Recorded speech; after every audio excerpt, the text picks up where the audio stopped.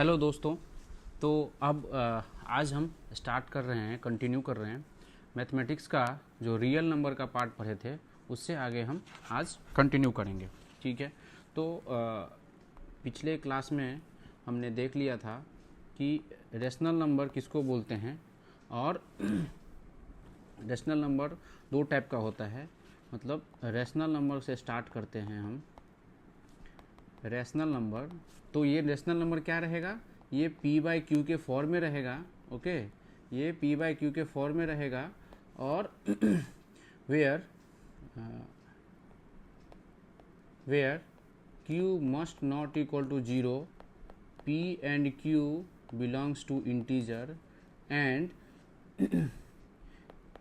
HCF of p and q should be 1।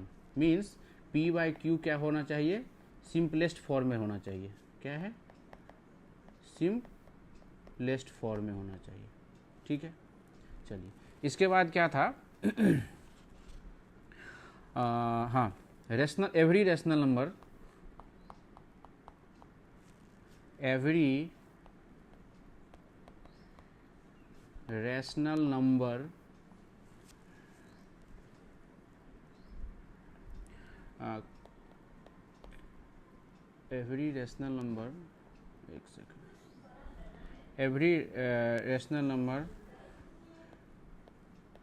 when expressed in decimal form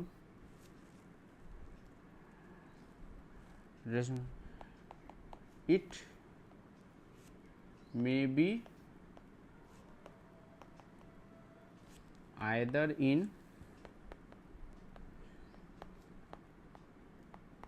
terminating form or non terminating repeating form. Okay, means कहने का क्या मतलब हुआ कि suppose कोई rational number है, ठीक है, जब इसको हम डिवाइड करेंगे तो जो भी इसका वैल्यू आएगा ये या तो टर्मिनेट कर जाएगा फुल्ली, इस तरह से आ जाएगा। ठीक है, और नहीं तो क्या होगा, ये कंटिन्यू इस तरह से डिवीजन होते रहेगा। जैसे अगर एग्जाम्पल लेते हैं हम, तो एग्जाम्पल में क्या होगा, जैसे इसको 17/2 625 लेते हैं। जब इसको जब डिवाइड करेंगे तो यहाँ से क्या मिलेगा आपको, मैं डायरेक्ट लिख रहा हूँ, ये इस तरह से मिलेगा। तो ये क्या है, ये टर्मिनेट हो गया, यहाँ पे आके इसके बाद कोई डिजिट नहीं है। ठीक है, तो इसको क्या बोलेंगे, टर्मिनेटिंग डेसिमल नंबर बोलेंगे। ठीक है, और दूसरा क्या है कि एक एग्जाम्पल ले लेते हैं 14/55। ठीक है, तो 14/55 को जब डिवाइड करेंगे तो लॉन्ग डिवीजन मेथड से, तो इस तरह से आएगा। आप लिख के ट्राई करना। तो इसको क्या लिख सकते हैं, इसको ऐसे लिखते हैं, इसको यहाँ पे बार लगा देते हैं। ठीक है, तो कहने का मतलब क्या हुआ, किसी भी रेशनल नंबर को अगर उसको डेसिमल फॉर्म में रिप्रेजेंट करना हो तो आइदर वो फुल्ली डिवाइड हो जाए, मीन्स फुल्ली डिवाइड मतलब ये टर्मिनेट हो जाए, डिवीजन करते करते ये टर्मिनेट हो जाए डेसिमल फॉर्म में, या फिर दूसरा फॉर्म क्या होगा, ये टर्मिनेट नहीं होगा बट ये कुछ पार्ट इसका रिपीट करता जाएगा। ठीक है, तो इस तरीके से दो रेशनल नंबर को अगर डेसिमल फॉर्म में रिप्रेजेंट करते हैं तो ये दो तरीके से आता है। अब इसको एक और चेक करने का तरीका है कि कोई रेशनल नंबर है, सपोज कोई रेशनल नंबर गिवन है। ठीक है, रेशनल नंबर गिवन है p/q के फॉर्म में, और हमको ये पता करना है कि ये जो इसका जब हम डेसिमल रिप्रेजेंटेशन करेंगे, जब इसका डेसिमल रिप्रेजेंटेशन करेंगे तो ये टर्मिनेटिंग होगा या रिपीटिंग होगा। तो इसके लिए ट्रिक क्या है कि ये q जो होता है ना, q इस तरह से लिखा होना चाहिए ओनली। ठीक है, 2 to the power m into 5 to the power n for m and n belongs to non negative integer, means इस तरह से, ठीक है।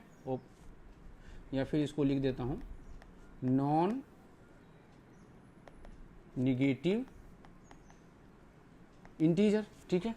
तो अगर कोई भी नंबर का डिनोमिनेटर अगर इस फॉर्म में हो ओनली, मतलब 2 to the power 2 to the raised to the power 5 and into 5 raised to the power n, अगर इसके अलावा अगर कोई फॉर्म होगा तो वो टर्मिनेटिंग नहीं होगा, और इस फॉर्म में अगर होगा तो वो नॉन टर्मिनेटिंग होगा, सॉरी इस फॉर्म में होगा तो ये टर्मिनेटिंग होगा, ठीक है।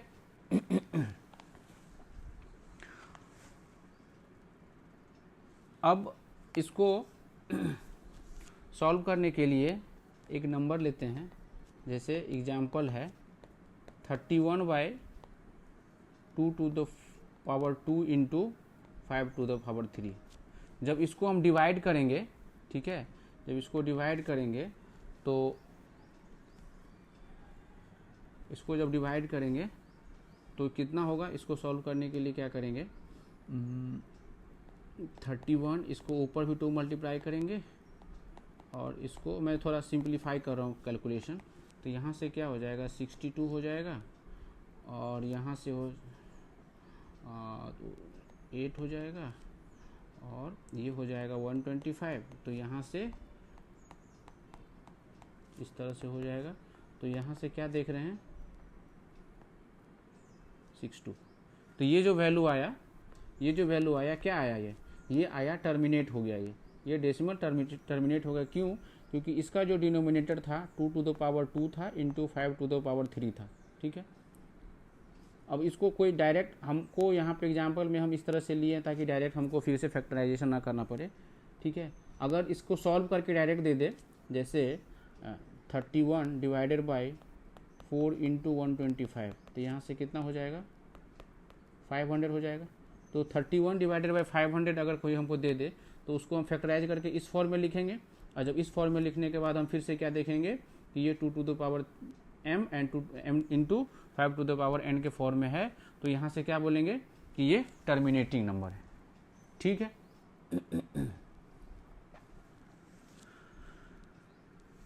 दूसरा क्या है, एक एग्जांपल और है कि 121 divided by 2 to the power 3 into 3 to the power 2 into 7 to the power 5। अब इसको अगर चेक करेंगे, इसको सबसे पहले मैं इस फॉर्म में लिख दिया हूँ सो दैट कि आपको फैक्टराइजेशन नहीं करना पड़े। इसको अगर इस तरह से देखेंगे तो यहाँ क्या है, यहाँ पे ये टर्म एक्स्ट्रा है, ये टर्म एक्स्ट्रा है। अपने को क्या चाहिए 2 to the power m into 5 to the power n, इस फॉर्म में होना चाहिए। तो ये तो मैच हो रहा है, बट ये वाला पार्ट नहीं है तो ऐसा लिख सकते हैं 5 to the power 0 equal to 1 होगा। तो खैर ये नहीं है तो इससे कोई प्रॉब्लम नहीं है। प्रॉब्लम क्या है, ये दोनों पार्ट एक्स्ट्रा आ गया, तो इस वजह से क्या कहेंगे ये टर्मिनेटिंग नहीं होगा, ठीक है, नॉन टर्मिनेटिंग रिपीटिंग डेसिमल होगा ये। तो इस तरह से since 2 to the power 3 into 3 to the power 3 into 7 to the power 5 is not equal to 2 to the power m into 5 into the power n, so this number is non terminating repeating decimal, ठीक है, okay, समझ में आ गया। अब क्या है, ये तो हम इतना समझ में आ गया।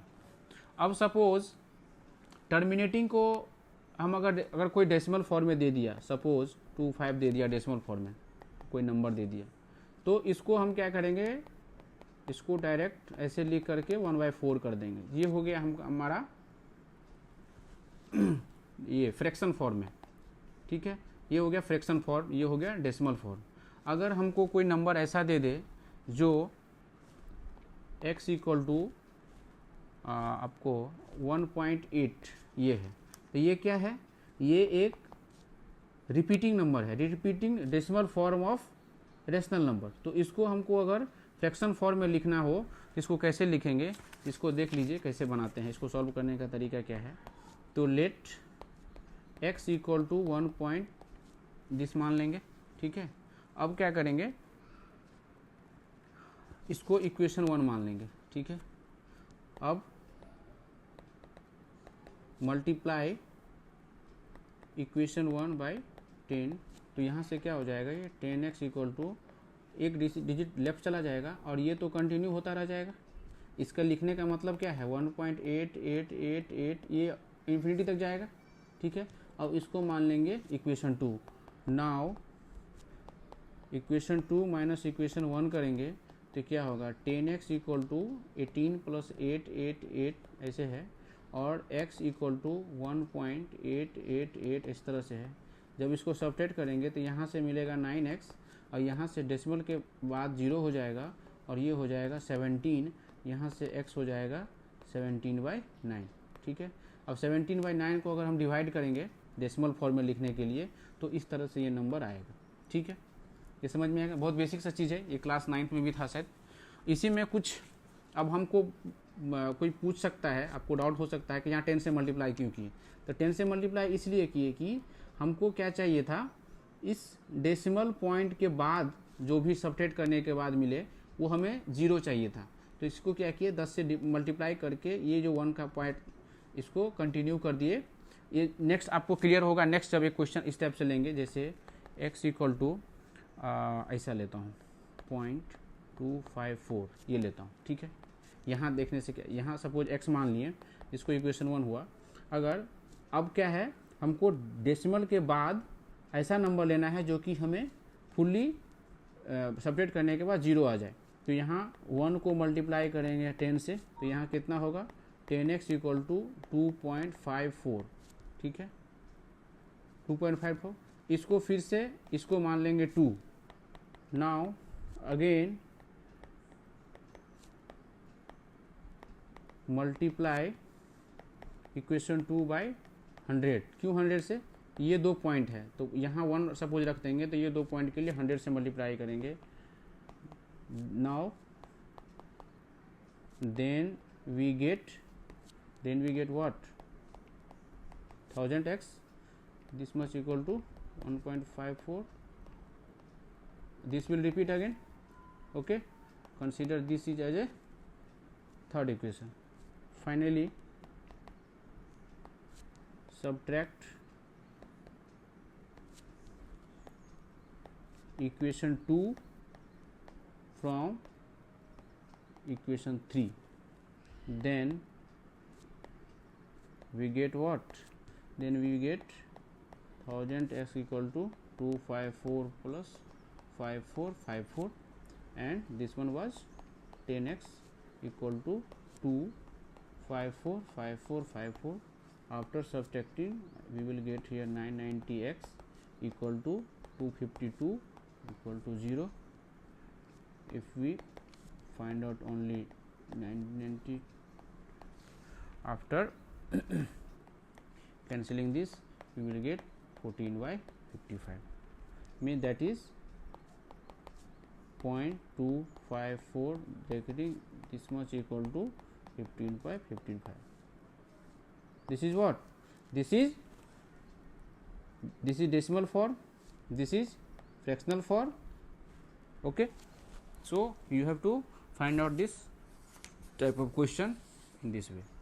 Now we move to the irrational number, okay.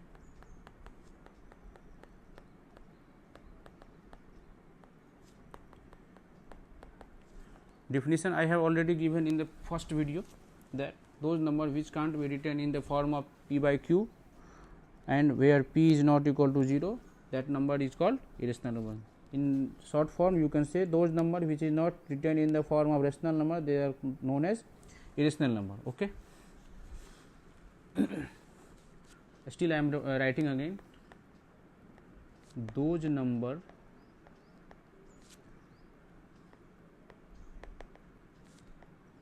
which are not possible to express as non-terminating and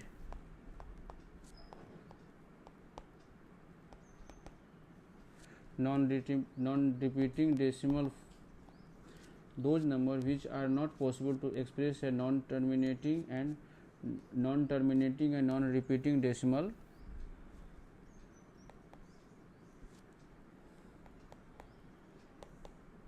that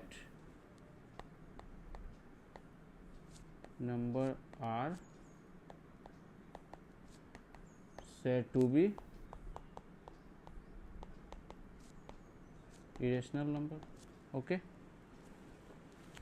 for example of irrational number is root 2, root 5, root 7, like this. Okay, one exception is there.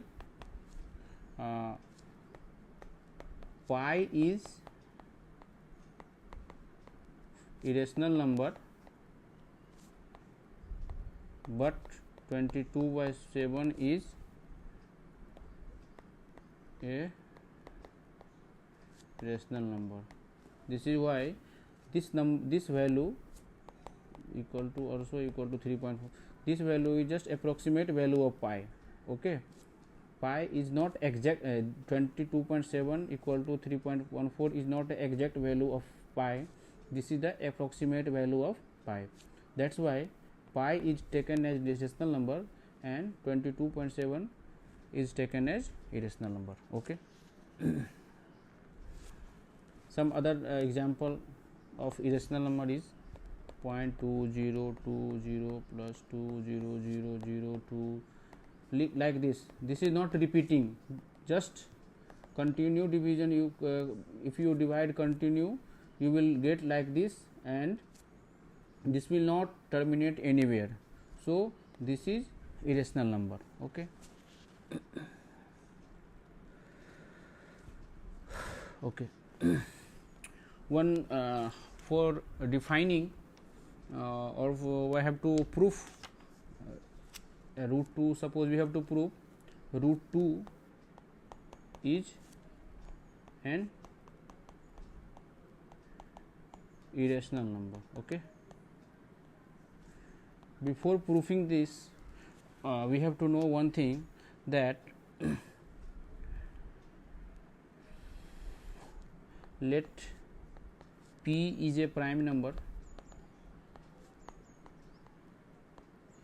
and A is a positive integer. Suppose P divides a square, then this P will also divide A. Okay.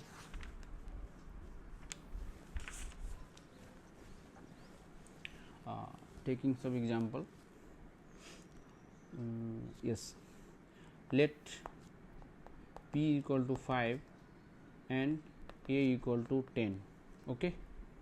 So 10 is divided by 5.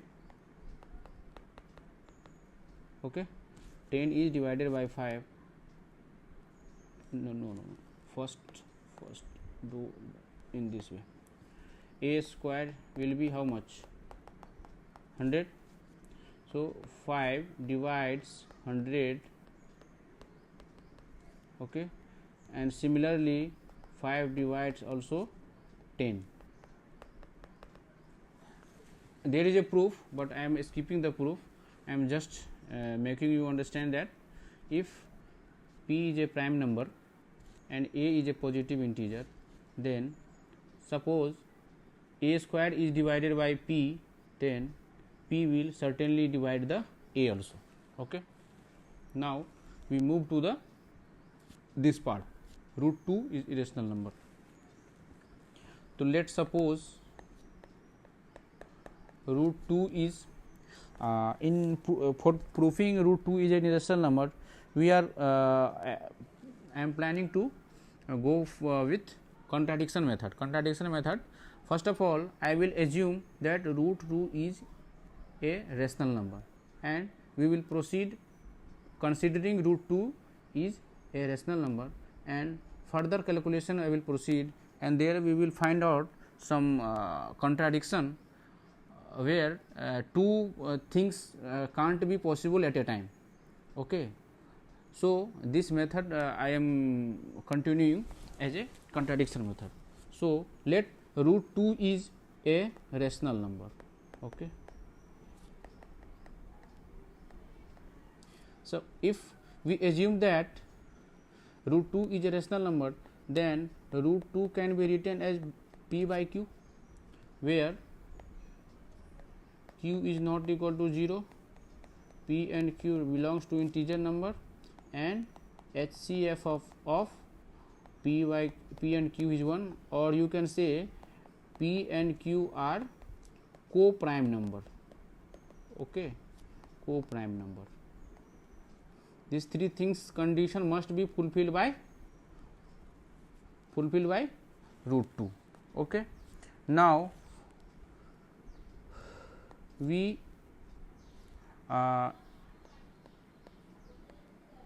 squaring both sides. If we square both sides, then you will get root 2 square by p by q whole square. This means 2 equal to p square by q square. Okay. Here now shift equal to p square. So, here we see that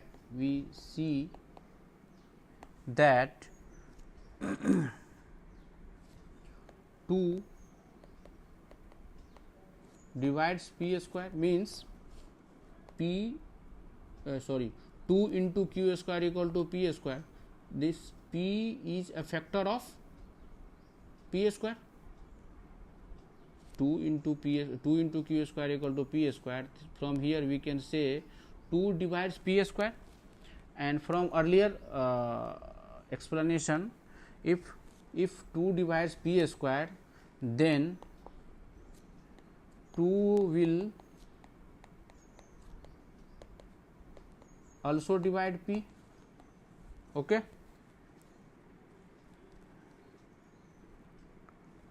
Now let a equal to 2c for any c, for any integer c, putting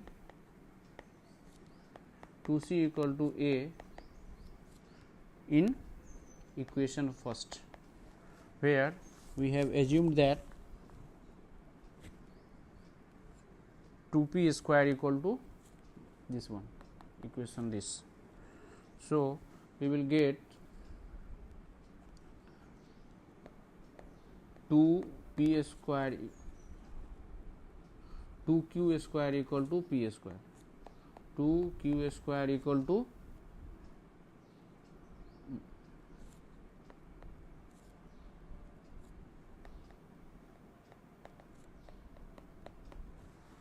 so we see that 2q square equal to 4c square. Now cancelling, q square equal to 2 square. Here also, here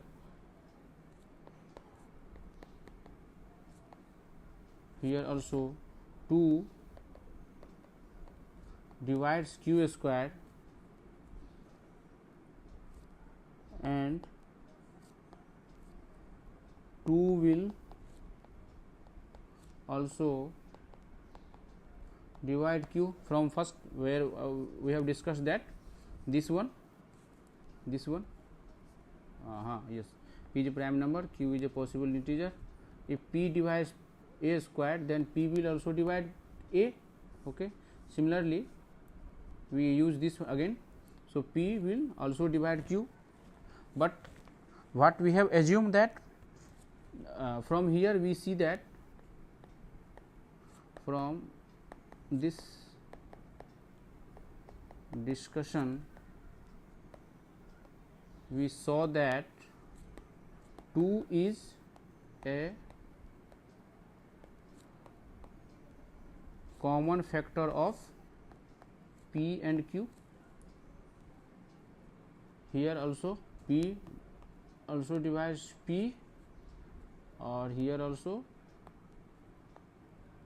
divides Q. From here we see that 2 is a common factor of P and Q, but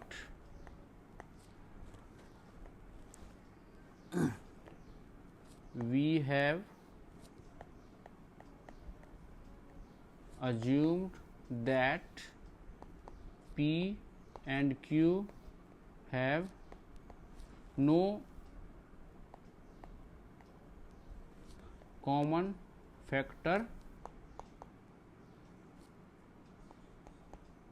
other than 1.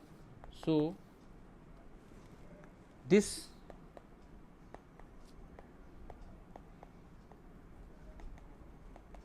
contradiction arises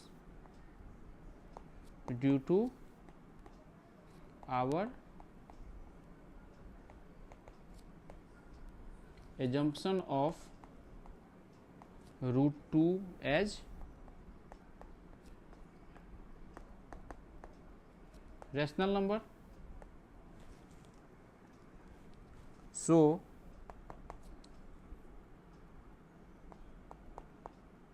hence we can say that our supposition is wrong, that is root 2 is rational number. Means what we have assumed, root 2 is a rational number, this comes false or wrong. So, finally we say that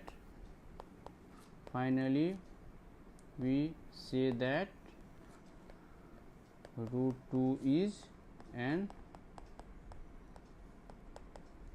irrational number. Okay, got it. तो एक बार मैं फिर से explain कर देता हूँ कि P और Q को एक रूट 2 को रेशनल नंबर हमने एज्यूम कर लिया, जिसको P बार Q के रूप में लिख सकते थे, P बाई Q के रूप में लिखा, जहाँ पे क्या होना चाहिए था, P Q equal to not equal to 0, P और Q इंटीजर होना चाहिए था, दोनों के बीच में HCF 1 होना चाहिए, या फिर इसको कोप्राइम नंबर बोलते हैं. ठीक है, इसको दोनों साइड स्क्वायर कर लिए, स्क्वायर करने के बाद इसको ट्रांसफर कर लिए इधर. तो यहाँ से क्या देखें कि 2 क्या है, P स्क्वायर का एक फैक्टर है. जब 2 P स्क्वायर का फैक्टर है तो वो P का भी फैक्टर होगा. फिर से क्या किए, P को 2C मान लिए, कोई भी कुछ ही मान सकते हैं बट 2C मान लिए, जहाँ C क्या है, एक इंटीजर है. अब यहाँ पे एक P के बदले इक्वेशन 1 में पुट कर दिए, तो यहाँ से क्या आ गया, 2C स्क्वायर याद दीजिए, यहाँ से कट करने के बाद ये निकला Q square equal to 2C square. यहाँ फिर से देख रहे हैं क्या, यहाँ से फिर से देख रहे हैं 2 क्या किया है, एक A स्क्वायर को डिवाइड किया है. अगर Q स्क्वायर को डिवाइड किया है तो 2Q को भी डिवाइड करेगा. तो इस तरह से दोनों इस सर्कल, इसको जब इसके हिसाब से और इसके हिसाब से क्या देख रहे हैं, 2 क्या है, एक कॉमन फैक्टर है, बट हमने क्या मान रखा था, P एंड Q के पास कोई फैक्टर नहीं है अदर देन 1.